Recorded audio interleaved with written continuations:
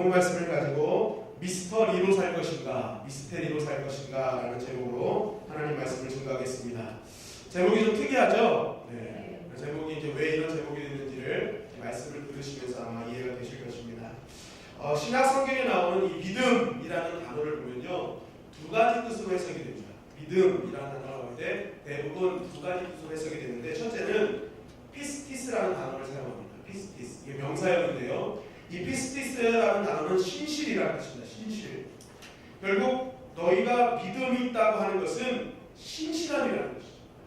그러니까 변함없는 그 모습을 통해서 너가 믿음이 있음을 알 수 있다라는 것입니다.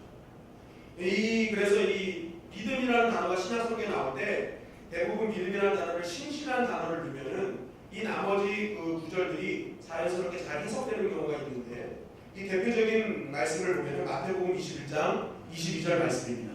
우리 한번 다 같이 읽어볼 거예요. 시작. 믿고 구하는 것은 다 받으리라. 네, 믿고 구하는 것은 다 받으리라 할 때 믿고라는 단어가 피스티스라는 단어를 사용합니다. 피스티스라는 단어의 뜻이 뭐라고요? 신실, 변하지 않는 모습.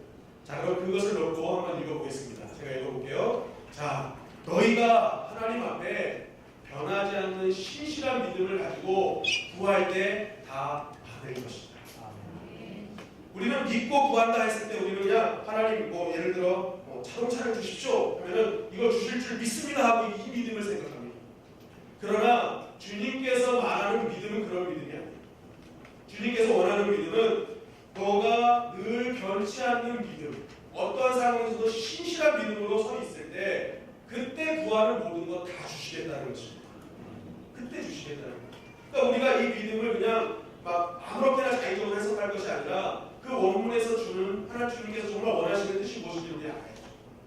그래서 만약 우리 가운데 지금 정말 하나님께 간절히 받고 싶은 것이 있다, 정말 응답받고 싶은 것이 있다면 우리가 해야 될 일이 무엇인지를 자명해 줍니다. 이게 무엇입니까? 오늘부터 변치 않는 신실한 믿음을 주님께 보여드리는 것입니다. 그럴 때 우리가 그때 구하는 모든 것이 주님을 통해서 역사되는 것입니다. 둘째는 이 단어가, 믿음이라는 단어가 피스티오라는 단어를 사용합니다. 이 피스티스는 이 명사형 신실인데 피스티오는 동사형입니다. 이것은 무엇이냐? 입증하라라는 뜻입니다. 즉 우리의 믿음은 입증되어야 된다는 거예요. 믿음은 그냥 입증되어야지 그게 믿음, 살아있는 믿음임을 주님께서 인정하시겠다는 것입니다.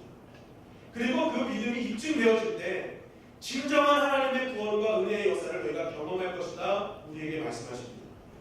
대표적인 말씀이 사도행전 16장 31절 말씀입니다.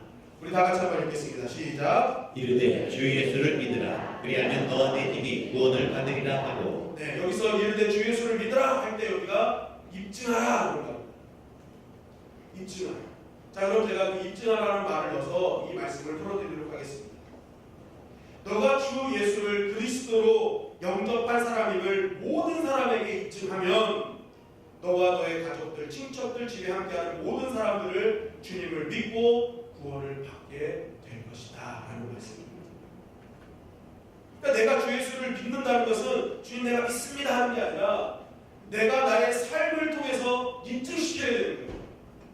저 사람은 진짜 예수를 그리스도로 영접한 사람이고, 그것이 주변 사람들에게 눈으로 입증되어질 때 내 주변의 모든 사람들이 진실로 하나님 앞에 하나님의 사람으로 거듭날 수 있다. 내 집이 구원받을 수 있음을 우리에게 증거하고 있는 것입니다. 한마디로 믿음은 우리의 삶으로 정확하게 입증되어질 때 그 믿음을 보시고 하나님께서 우리에게 은혜를 주시고 구원의 역사를 이루어 주신다는 것입니다. 자, 그렇다면 우리가 이렇게 주님을 믿는다, 하나님을 믿는다는 것을 입증해야 되거든요. 입증해야 되는데 우리가 무엇으로 입증할 수 있습니까? 내가 신실하게 변함없이 주님을 믿는 사람임을 나는 어떻게 입증할 수 있느냐는.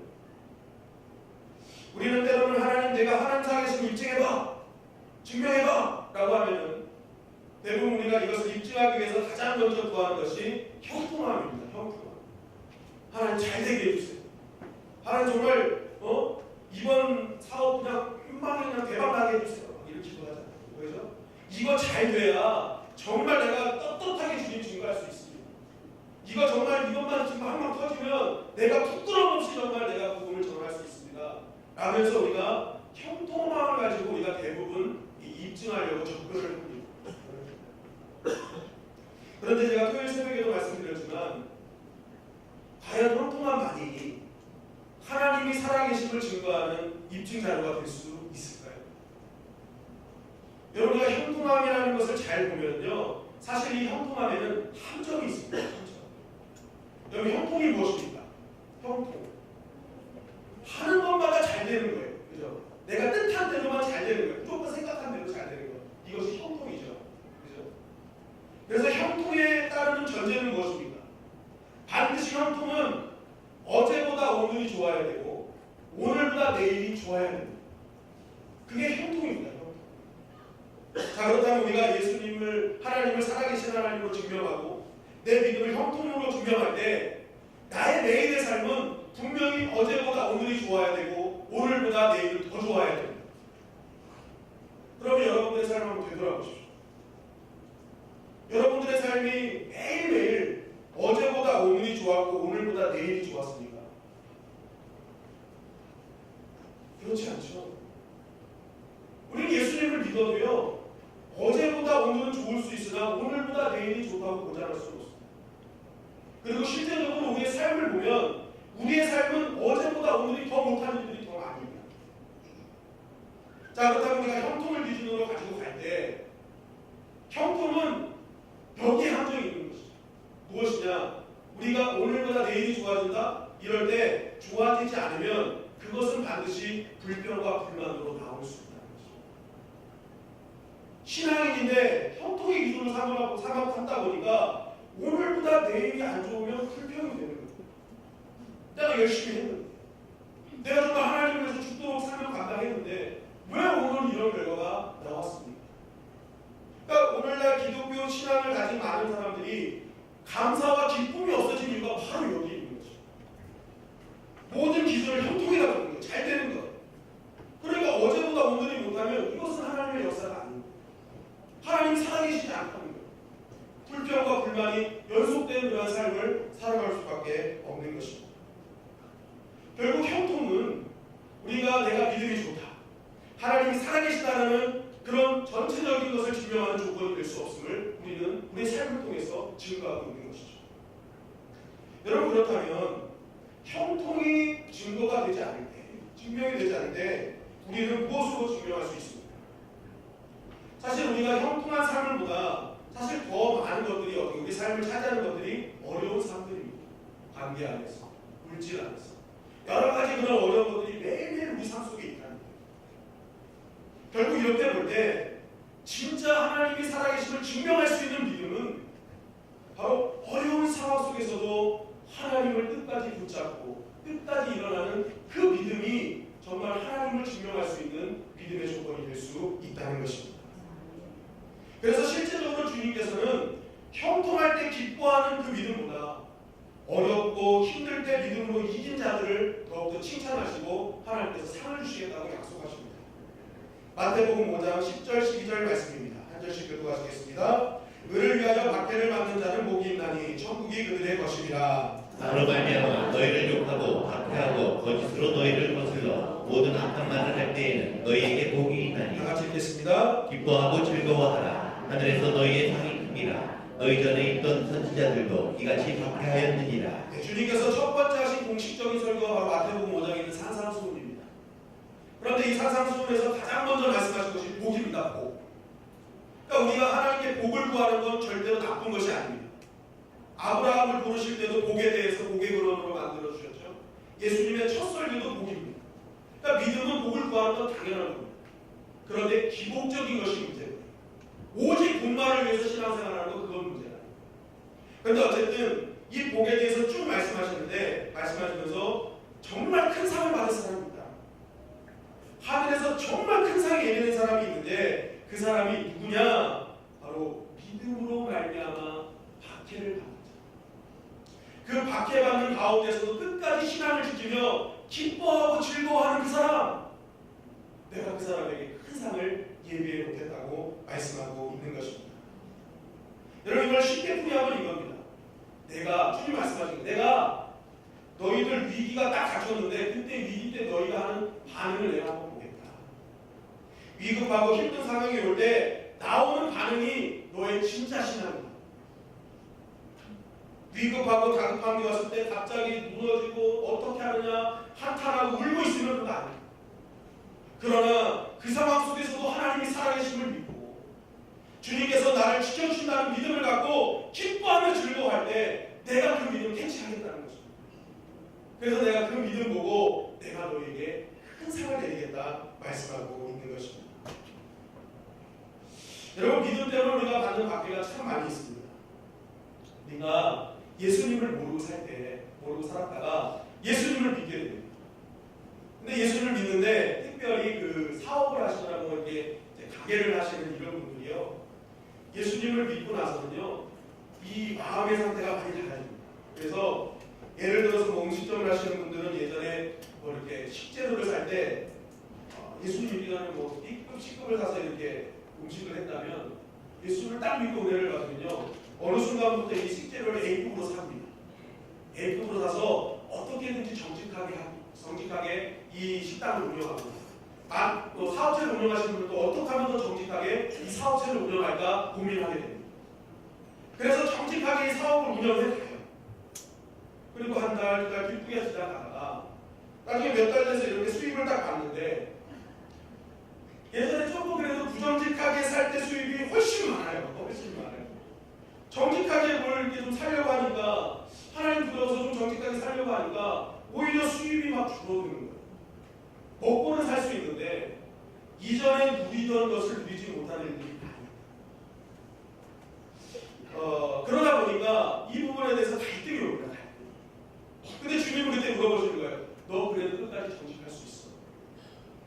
너 끝까지 그렇게 나만 보고 살 수 있어? 그때 물어보시는 거예요. 제 주변에 이 중고차 매매를 하시는 분이 있는데요. 이분이랑 이제 시간이 될 때마다 상담도 하고 막 같이 이렇게 말씀을 나누는데 이분이 예수님 믿고 진짜 힘든 적이 있어요. 그게 뭐냐면 예수님을 딱 믿고 나니까 중고차를 이걸 팔지 못하겠다는 거예요. 왜냐하면 이 중고차는 사실 고쳐서 타는 차잖아요. 그러니까 하자가 있습니다. 하자가 있어요. 그런데 큰 하자 빼고는 나머지 하자는 사실은 숨기고 파는 게 이제 업계의 관행이잖아요. 그런데 이분이요 예수님 딱 믿고 나니까 그걸 숨겨서는 안 될 것 같아요. 그래서 이 차는요 이게 문제고 이게 문제고 파는 사람한테 다 얘기했대요. 그랬더니 안 사요. 그러더라는 거예요. 안 사요. 고쳐서 타셔야 되니까 안 사요. 만난 사람마다 그랬다는 거예요. 그 뒤로 수입이 확 줄었다는 거예요. 그러면서 고민하고 갈등했다는 거예요. 목사님. 도대체 내가 이거 정직하게 얘기하고 팔아야 됩니까? 아니면 속이고 팔아야 됩니까? 예수 믿는 사람이 이거 속이고 팔면 안 되잖아요. 그래서 제가 뭐라고 대답하겠습니까? 손을 얹고 기도하십시오. 답이 없습니다. 그러니까 이게 모든 이 일을 하는 분들의 고민이에요. 야, 이거 내가 끝까지 정직할 것인가? 그리고 믿음 때문에 양보하는 것인데 사람들은 자꾸만 그것을 이용합니다. 그래서 나를 불이익을 주고 어떻게 합니까? 부당한 요구를 하죠. 저도 많은 것들을 경험했는데 특히 저는 군대의 경험을 잊지 못합니다. 제가 지금은 몸이 이렇지만 군대에 있을 때는 육군 조교였습니다. 그래서 아주 몸매가 아주 멋있었어요. 근데 제가 하고자 하는 말은 이제 조교였는데 그 당시에 제가 이등병 때 훈련병 한 명이 죽었어요. 훈련소에서 죽었어요. 우리 중대에서. 그런데 이제 죽고 나니까 이 아버지가 군인 출신이라 훈련소에서 뭔가 문제가 있습니다. 구타를 했거나 문제가 있었기 때문에 얘가 죽었다 해가지고 부검을 요청합니다. 그래가지고 이제 양주에 있는 국군병원, 그때 당시 양주의 국군병원에 국가수 사람들이 와가지고 이제 이 시신을 부검을 해야 되는데 증인이 2명이 필요하다는 거예요. 일반 그 현역분들, 그 조교들 중에 증인 2명을 선출해라. 여러분, 누가 가보시겠습니까? 시체의 배를 갈라서 장기를 다 빼고 뇌를 다 빼고 하는 게 누가 가보시겠느냐? 다들 침묵을 지키고 있는데 뒤에서 누가 그래요? 성민이 저거 목사할 거니까 들어가야 된다는 거예요. 목사하고 부검이 무슨 상관이 있어요? 무슨 상관이 있어요? 목사할 거니까 부검 들어가야 된다는 거예요. 의사가 들어가, 의사할 사람이 들어가야죠. 근데 목사해야 되니까 들어가야 돼요. 제가 그 얘기를 듣는데 거기서 정말 한 명 더 장례치를 뻔했어요. 그런데 어쨌든 제가 그 얘기를 듣고 이제 들어가서 저 나름대로 저도 복회적으로 배우는 게 있어요. 그 어린 친구가 이 심장을 이렇게 잘라내는데 이 관상동맥 3개 중에 하나가 꽉 막혀 있는 거예요. 콜레스테롤 노랗게. 그러니까 이 국가수 사람이 이걸로 죽었네 하고 이제 사인을 얘기를 하는 거예요. 제가 그걸 보면서 야, 사람은 그냥 언제 죽을지 모르는 거야. 정말 내가 오늘 하루를 잘 살고 내 주변의 사람들을 잘해줘야겠고 사람이 그렇게 한순간에 그렇게 관한하고 죽을 줄은 누가 알았어요.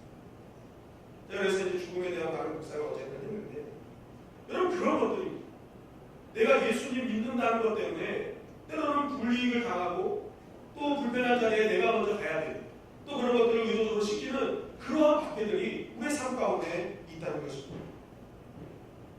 심지어는 또 무엇인가 얼굴 표정 갖고도 뭐라고 하죠. 그죠? 너 예수 믿는 사람이 왜 그래? 너 예수 믿는 사람 얼굴이 뭐야? 그게? 제가 그런 얘기 제일 많이 들었거든요. 예수 믿지 않는 것처럼 생겼나 봐요. 그런데 제가 어제 정말 제 인생에 있어서 가장 큰, 가장 정말 아름다운 칭호를 들었습니다. 그게 뭐냐면 제가 어제 옆에 있는 태평 백화점 가가지고 그걸 좀 하나 사고 싶어서 이렇게 이제 서 있는데 그분이 이렇게 막 물건을 골라주더니 저 얼굴 가만히 이렇게 보는 거예요. 막 이런저런 얘기를 했는데 저는 가만히 있는데 혹시 성가대 지휘하세요? 저한테 물어보는 거예요. 성가대 지휘하세요?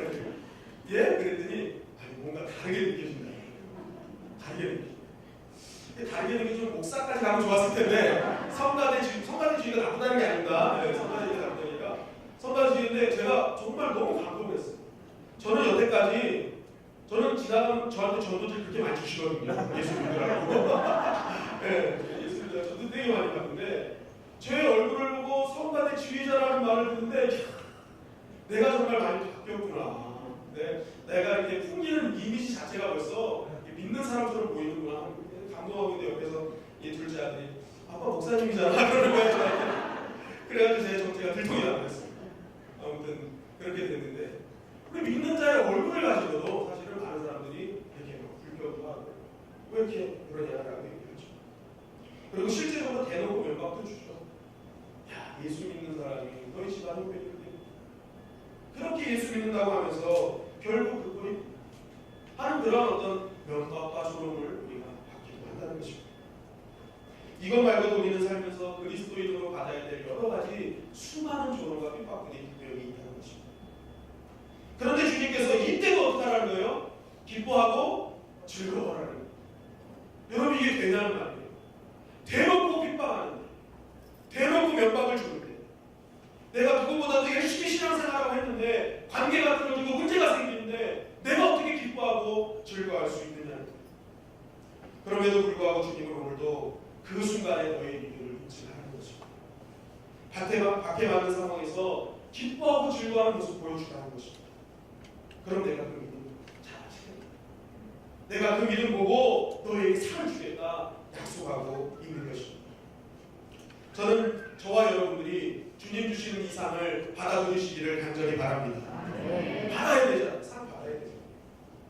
그런데 이렇게 주님의 말씀에 순종하면서 살았던 대표적인 사람이 있습니다. 바로 오늘 본문의 저자였던 사도 바울이었습니다. 성경을 보면 예수님 때문에 가장 많은 박해를 받은 사람이 누굽니까? 사도 바울입니다. 그런데 이 박해 때문에 또 믿음을 지켜서 정말 수없는 하나님의 능력과 은혜를 받은 사람 역시도 사도 바울입니다. 그래서 많은 사람들이 사도 바울을 롤모델로 해서 이렇게 이제 신앙생활하게 되죠. 우리 목사들도 보면은 제 동기들도 보면은 이 영어 이름을 많이 이렇게 하거든요. 그러면 폴이 제일 많아요. 폴. 그게 바울이거든요. 바울과 같은 능력을 받고 싶다는 거예요. 그래서 저는 피터로 하거든요. 왜냐하면 바울은 그 능력 밖에서 수많은 박해를 받았어요.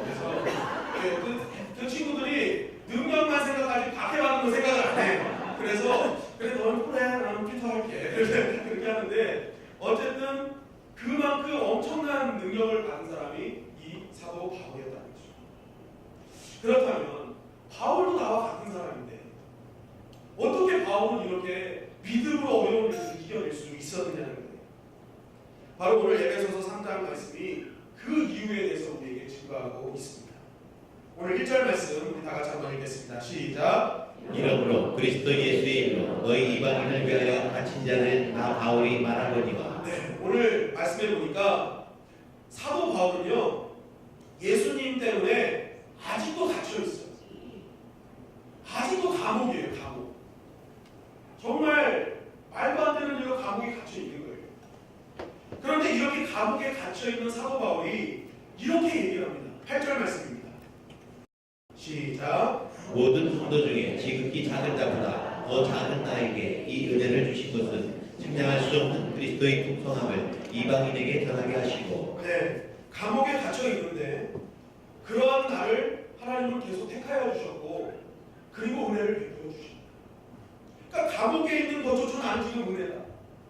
그 모든 것이 은혜고 그리스도의 풍성함이다라고 얘기하고 있어요. 그러면서 13절을 마지막으로 이렇게 증거합니다. 다 같이 읽겠습니다. 시작. 그러므로 너희에게 구하노니 너희를 위한 나의 여러 환난에 대하여 낙심하지 말라. 이는 너희의 영광이니라. 자, 내가 지금 환난을 받고 있는데 낙심하지 마. 이건 낙심할 일이 아니에요. 이거는 하나님의 영광을 드러낼 일이에요. 하면서 하나님의 영광을 막 얘기하고 있는 거예요. 여러분 그렇다면 이렇게 어떻게 말할 수 있느냐? 어떻게 말도 안 되는 이러한 상황 속에서도 초지일관하게 변함없는 믿음을 유지할 수 있느냐? 그 답이 오늘 본문 3절에서 증거하고 있는 것입니다. 3절 말씀을 다 같이 읽겠습니다. 시작. 곧 계시로 내게 비밀을 알게 하신 것은 내가 먼저 간단히 기록한 것 같으니. 네, 이 말씀을 보면은 정확하게 우리가 알 수 없어서 제가 세 번역 성경을 가지고 본문에 더 가깝게 번역한 세 번역 성경을 가지고 준비했습니다. 우리 다 같이 읽겠습니다. 시작. 하나님께서는 나에게 그 비밀을 계시로 알려주셨습니다. 네, 사도 바울이 얘기합니다. 내가 이러한 상황 속에서도 끝까지 견딜 수 있는 유일한 이유는 하나님께서 나에게 그 비밀을 알려주셨기 때문이다. 하나님께서 비밀을 알려주셨기 때문에 나는 지금도 어떤 상황 속에서도 초질간하게 믿음으로 견뎌낼 수 있다는 것입니다. 그렇다면 여기서 말하는 하나님께서 주신 비밀입니다. 비밀. 여러분 이 비밀이라는 단어가 원문으로 보면요 무스테리온입니다. 무스테리온. 무스테리온. 머리에 바르는 무스가 아니라 무스테리온인데 이 단어에서 파생된 단어가 우리가 잘 아는 미스테리입니다. 그 미스테리라는 단어가 뭐예요? 신비함. 이성적으로는 상상할 수 없는 일들이 미스테리한 일들 아닙니까? 그런데 지금 바울이 얘기하는 거예요. 하나님께서 나에게 그런 신비한 비밀을 알려주셨다. 그 신비한 비밀. 내가 견뎌낼 수 있는 신비한 비밀을 나에게 알려주셨다. 그렇다면 그 비밀이 무엇일까요? 그 답은 골로새서 1장 26절, 27절이 증거합니다. 우리 다 같이 읽겠습니다. 시작. 이 비밀은 만세와 만대로부터 감추어졌던 것인데 이제는 그의 성도들에게 나타났고 하나님이 그들로 하여금 이 비밀의 영광이 이방인 가운데 얼마나 풍성한지를 알게 하려 하십니다. 이 비밀은 너희 안에 계신 그리스도시니 곧 영광의 소망이니라. 네, 골로새서는 에베소서의 쌍둥이 서신이라고 합니다. 그래서 에베소서에서 읽다가 이해가 안 되고 골로새서 읽으면 답이 나옵니다.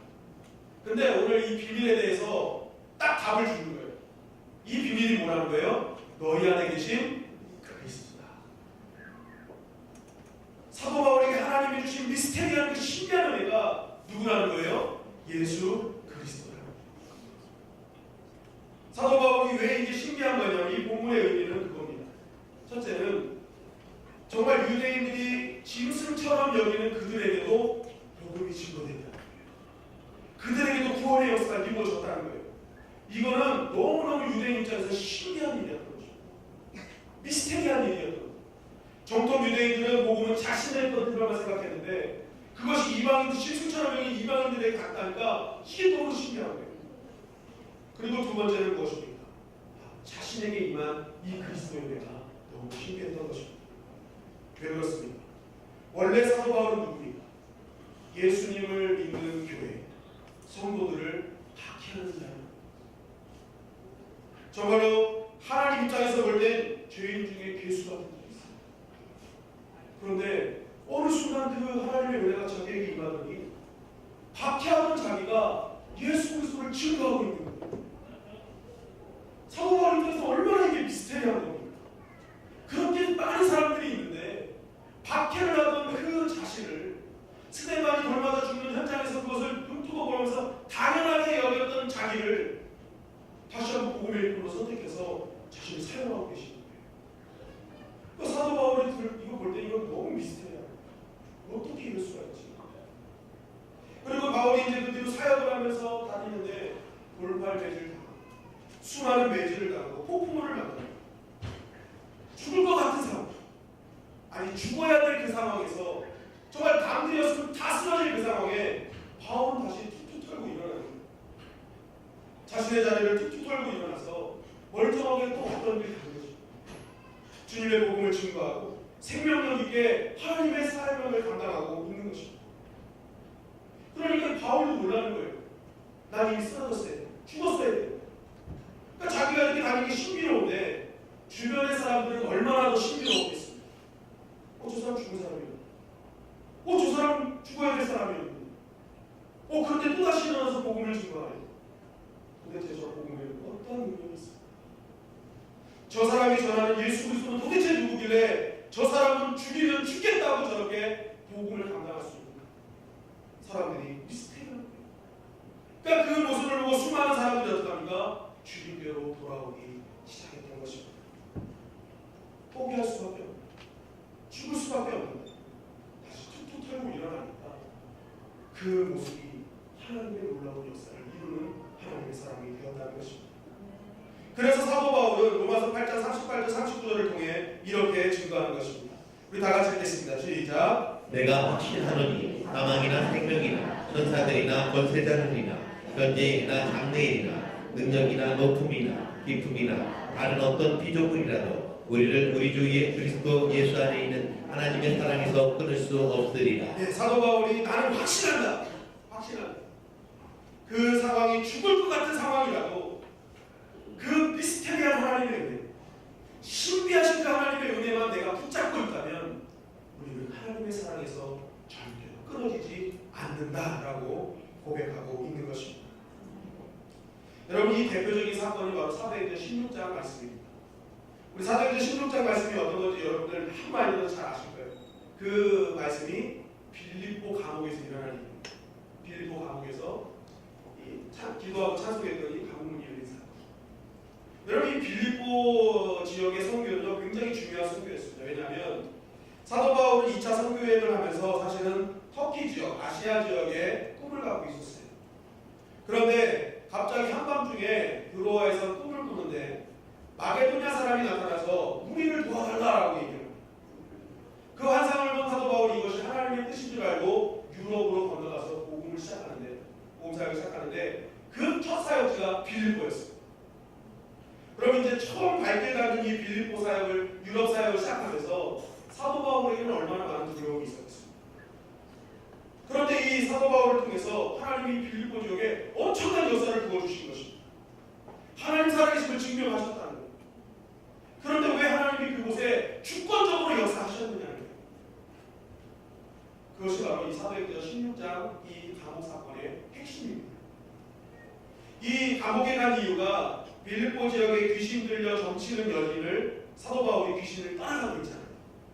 그래서 그 여인을 고쳐줬는데 이 점치는 여인의 주인들이 자신의 소득이 끊어진 것을 딱 알고 이 사도 바울과 신라를 어떡합니까? 고소했잖아요.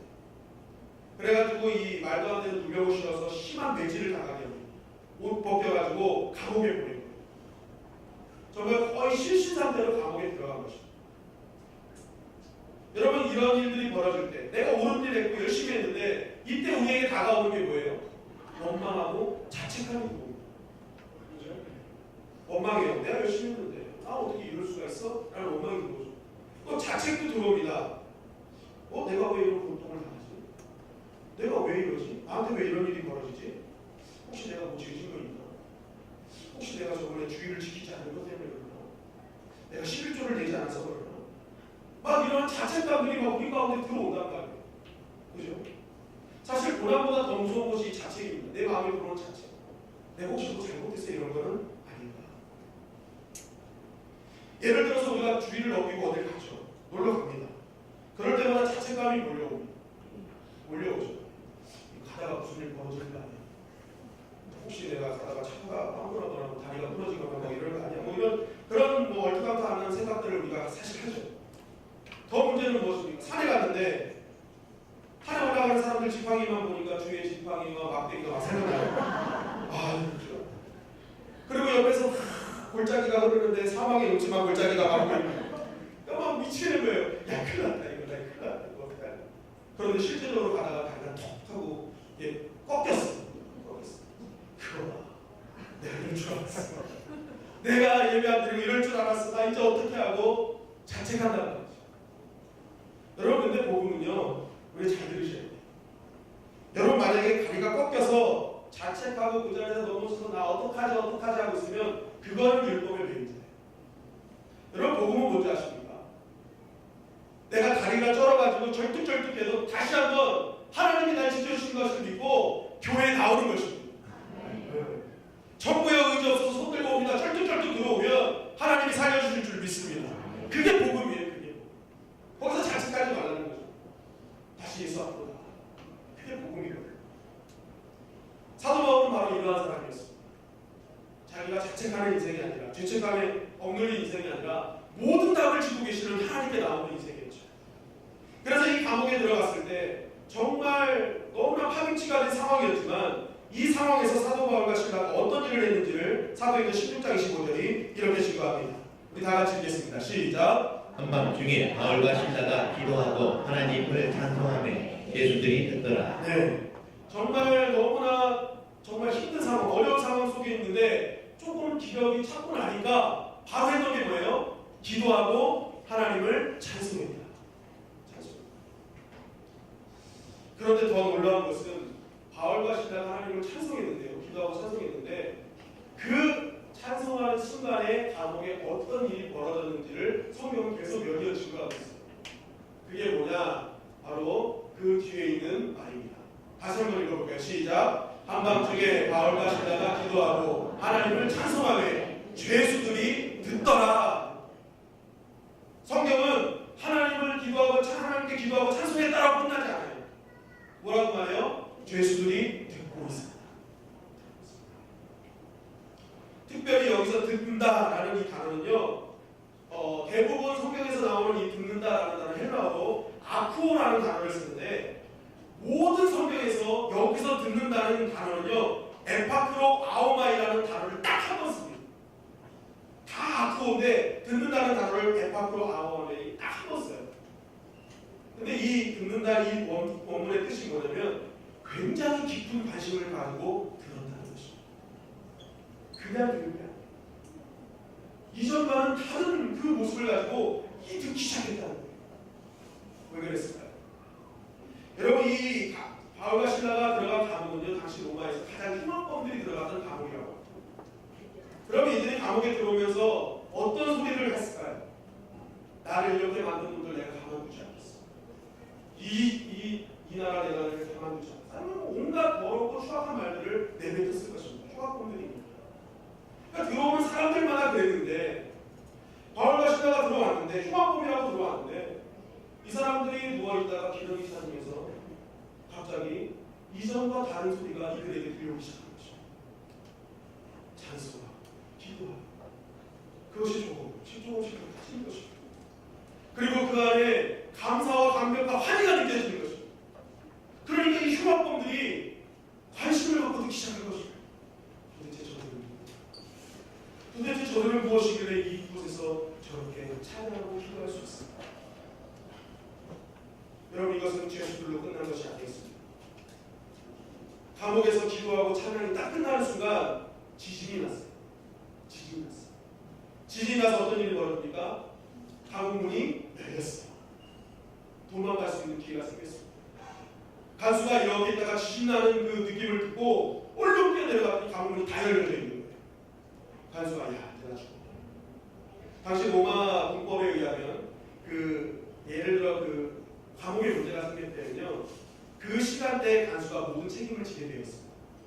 근데 특별히 이 흉악범들이 탈출하면은 이 간수는 굉장히 심한 고문을 받고 이제 사형이 집행되는 거예요. 그러니까 이 간수가 그 고문 받고 죽느니 차라리 내 손으로 죽겠다고 자멸을 선택한 것이죠. 그래서 이제 죽으려고 딱 하는데 그때 누가 등장한 거예요? 바울과 실라가 멈춰라 한 거예요. 멈춰. 그래가지고 이 간수가 깜짝 놀란 거예요. 다 도망갈 줄 알았어요. 죄수들은 이런 기회만 생기면 자기 죽이고 도망가는 게 맞는 거죠. 그래서 횃불을 들고 다 봤더니 엄청난 일이 벌어진 거예요. 바울과 실라는 물론 죄수들이 아무도 도망가지 않았던 것입니다.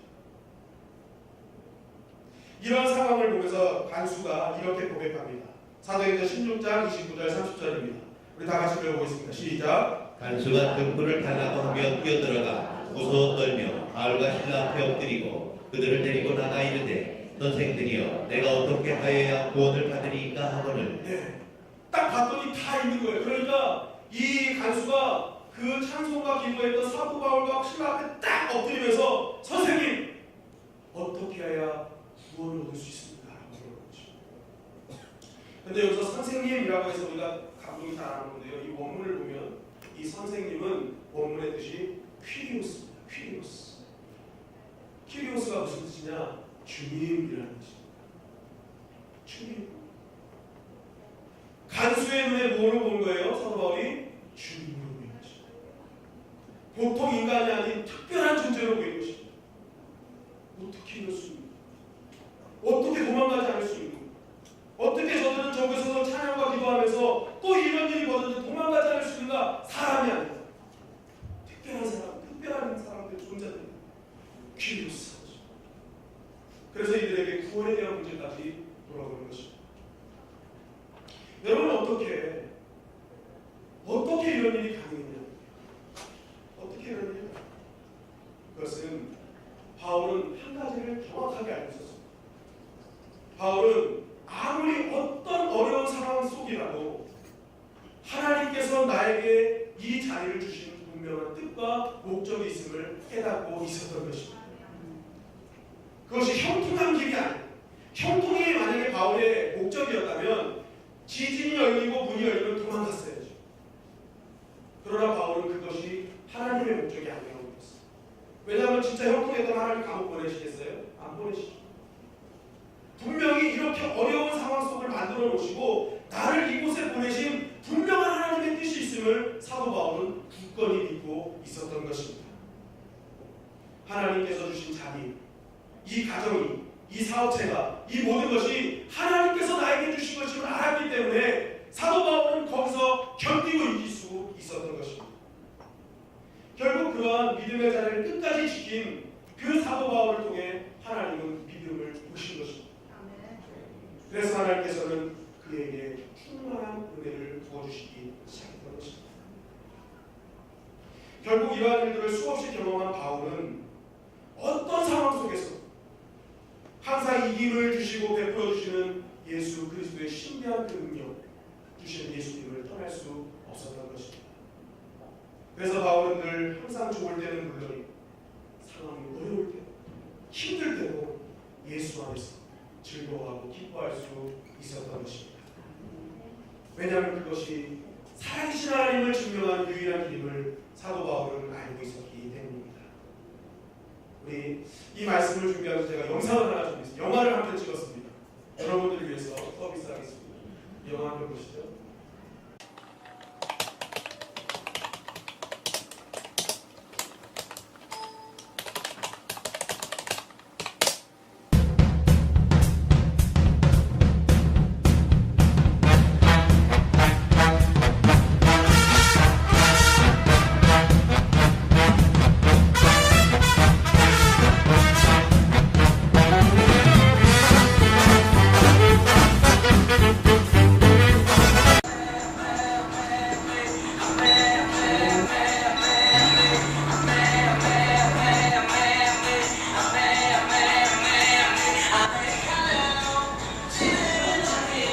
난 믹스커피.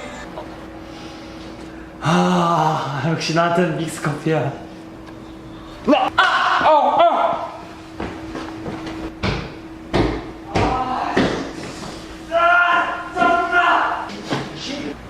아씨. 이대리! 여기 바닥에 커피 좀 닦아! 잠시만요. 저 한지임이 좀 대신 가지면 안 돼? 아 바빠요. 야 아, 이 이대리! 과장이 찾는데 좀 대신 가줘. 아 바쁘다니까요. 미스터리 지금 내가 이대리 불렀지 지금 내가 한주인 불렀어요?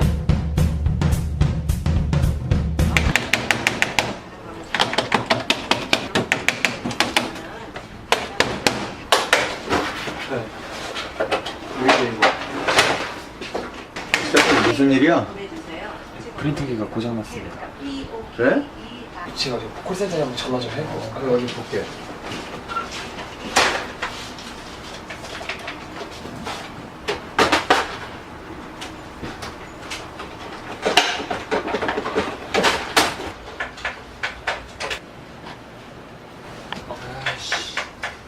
미스터리 왜 그래요? 좀안 되는 아니 미스터리 손에만 들어가면은 정상적으로 되는 게 하나도 없어. 지금 어떻게 해요? 지금 업무가 지금 사춘장이나 밀려 있는데. 저 빨리. 대리님 프린터 아직도 안 돼요? 아 업무 마비 상태야. 진짜 짜증나서. 아, 이대리 진짜 매번 하는 일이 왜 그래 이거. 업무가 마비됐네 이거 참. 야. 우리 회사 이대리 있잖아. 아 진짜 짜증나 죽겠어. 나이도 많은 게. 그러니까 만년 대리하지. 진짜 왜 그러냐? 진짜 짜증나.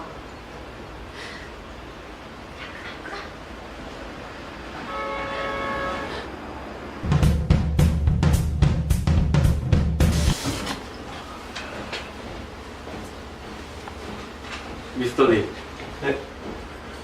나 너무 멋있는 것 같지 않아?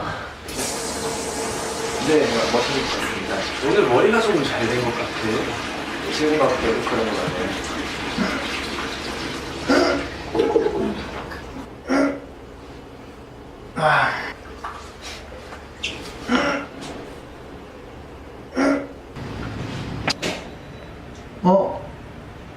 저기요. 저기 사람 있어요. 저기요. 여보세요?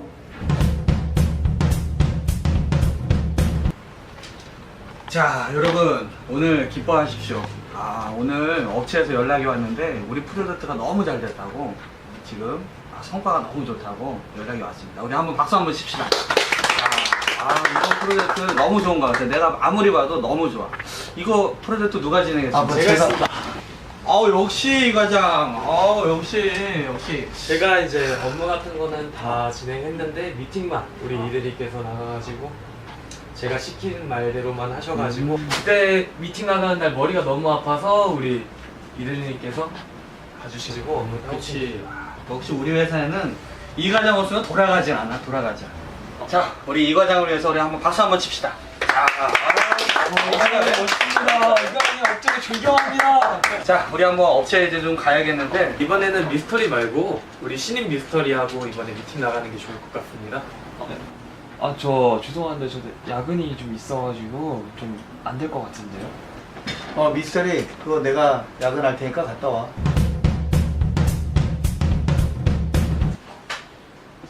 나 맨날 까먹고 다녀 진짜. 다들 퇴근하셨네?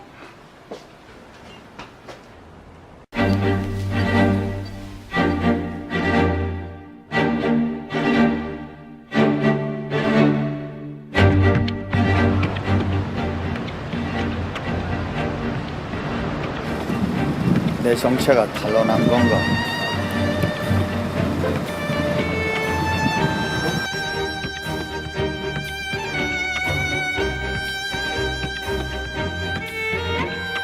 한주임 내가 할게. 이 과장님 그동안 저 때문에 고생 많으셨어요. 미스터리 걱정하지 마. 내가 다 해줄게. 잘 돌봐주셔서 감사해요. 고마워. 미스터리 신입사원이야 맞아? 응? 어떻게 이렇게 일을 잘해? 본부장님 항상 멋져요. 밥은 먹었어? 이대리? 이대리가 뭐? 한주임! 이대리가 뭐? 한주임! 일어나봐, 한주임! 이대리님은 하늘에 속한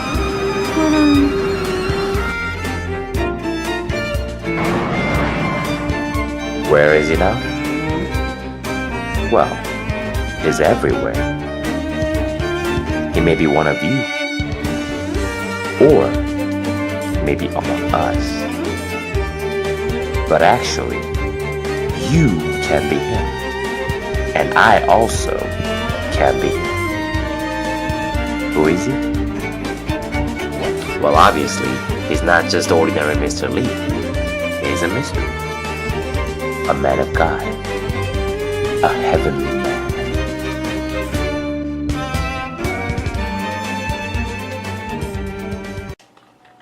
우리는 하나님을 믿는다 하면서도 그 세상에 살아가는 그 수많은 미스터리처럼 오늘도 좌절하고 실망하고 낙심할 때가 너무나 많이 있습니다.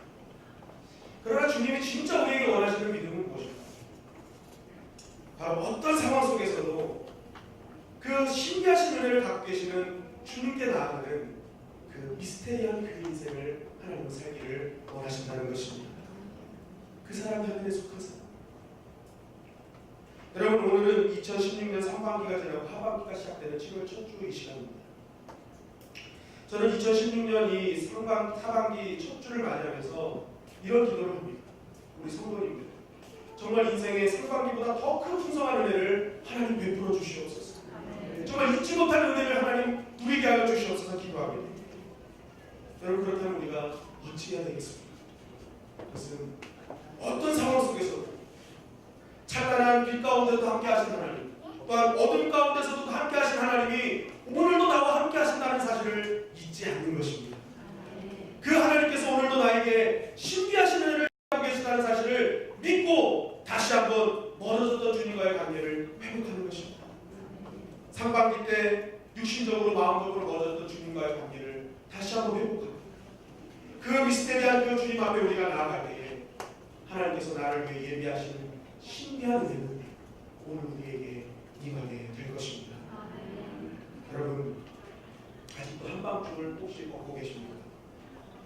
그러나 우리가 오늘 꼭 기억할 것이 있다면 하나님은 나의 한밤중을 나보다 더 잘 알고 계시다는 것입니다. 그리고 그 주님께서는 그 한밤중에서 다시 한번 믿음으로 나와 함께 하시는 예수님을 붙잡고 일어나기를 원하신다는 것입니다. 우리 마태복음 5장 10절 12절 말씀을 다시 한번 읽겠습니다. 다 같이 읽겠습니다. 시작. 의를 위하여 박해를 받은 자는 복이 있나니 천국이 그들의 것이니라.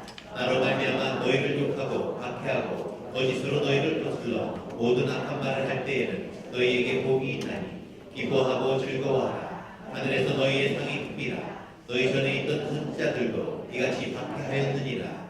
오늘 우리가 이 말씀을 붙들고 정말 신비하신 은혜에 준비하신 예수 그리스도로 말미암아 승리하는 저와 여러분들이 되시기를 주님의 이름으로 축원합니다.